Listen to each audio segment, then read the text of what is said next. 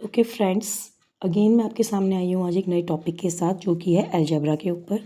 इसमें हमें करना है फैक्टराइज। आज मैंने ये टॉपिक लिया है स्पेशली क्योंकि मेरे को एक मेरे फॉलोवर ने बोला था इस टाइप के क्वेश्चंस को सॉल्व करने के लिए। तो हमें यहाँ पे क्या करना है, फैक्टराइज। अब फैक्टराइज का मीनिंग क्या होता है?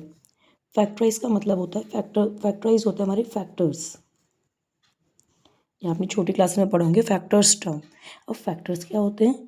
फैक्टर्स होते हैं, अगर मैं आपको एक एग्जांपल दूं, मेरे पास एक नंबर है 48, एक मेरे पास एक नंबर है 48, तो इसके फैक्टर्स कौन कौन से होंगे? इसके फैक्टर्स होंगे 2, 1 भी है, 4, ठीक है, और भी बहुत सारे नंबर्स हैं, फिलहाल मैं इतने ही लिख रही हूँ।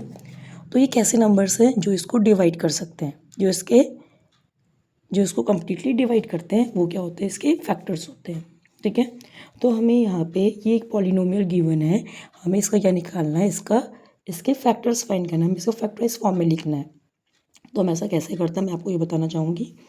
तो जो फर्स्ट पार्ट में है उसमें क्या लिखा है? 1 माइनस बी माइनस सी का होल स्क्वायर, ठीक है। तो हम इसमें आइडेंटिटी लगाने की कोशिश करते हैं। अब आइडेंटिटी कैसे लगेगी? ये हमारे पास होल स्क्वायर है, ये 1 है।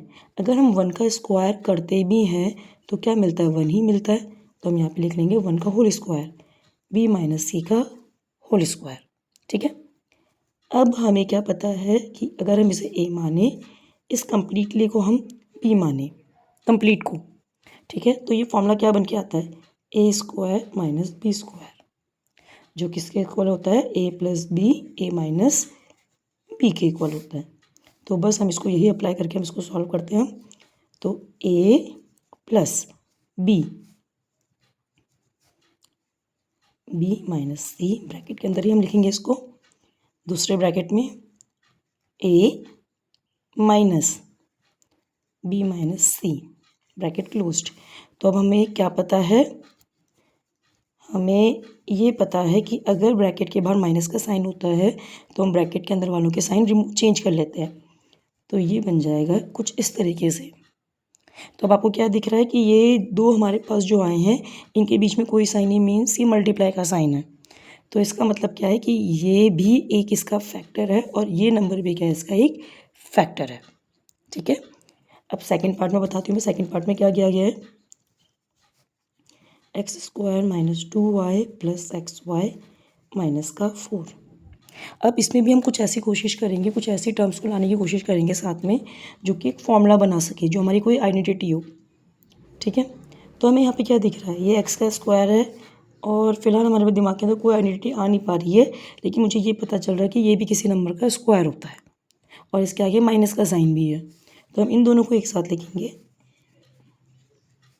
बाकी नंबर से एक साथ। तो ये क्या बन जाएगा? इसे हम कुछ इस तरीके से लिख सकते हैं, ठीक है।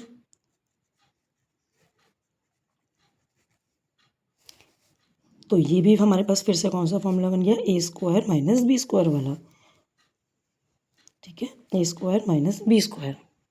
तो इसे सॉल्व करेंगे तो क्या बनता है? A plus B, A minus B, so X plus 2 and X minus 2।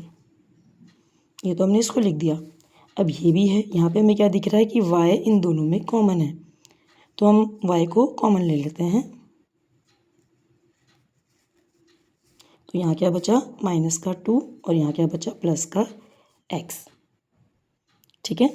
अब हमें क्या दिख रहा है कि अभी ये तो ठीक है मल्टीप्लाई फॉर्म में, यहाँ पे ये दोनों मल्टीप्लाई फॉर्म में, लेकिन यहाँ पे बीच में भी प्लस का साइन आ चुका है, मतलब अभी ये कम्प्लीटली फैक्टराइज नहीं हुआ है। हमें ये साइन रिमूव करना होता है बीच की टर्म से। हमें क्या करना है? ये प्लस का साइन रिमूव करना है। अब इसे कैसे रिमूव करेंगे? इस साइड में और इस साइड में हमें दिख रहा है कि ये टर्म कॉमन है, ये टर्म क्या है? दोनों में कॉमन है। तो हम इसे कॉमन निकाल लेंगे, एक्स माइनस 2 को हम कॉमन ले लेंगे। तो यहाँ बचेगा एक्स प्लस 2 और इस वाले से बचेगा प्लस वाई। तो अब क्या दिख रहा है आपको कि बीच में हमारे पास अब कोई भी साइन नहीं बचा है। अब ये दोनों क्या है? इसके फैक्टर्स हैं। तो हमने इस पार्ट को भी क्या कर लिया? फैक्टराइज कर लिया है। तो इस तरीके से मेरा आज का टॉपिक ख़त्म होता है। अगर किसी को भी कोई भी दिक्कत हो, कोई भी प्रॉब्लम हो किसी भी टाइप के क्वेश्चन में, आप मुझे कमेंट करके प्लीज़ बताइए। मेरे चैनल को सब्सक्राइब करिए, बेल आइकन को दबाइए। धन्यवाद।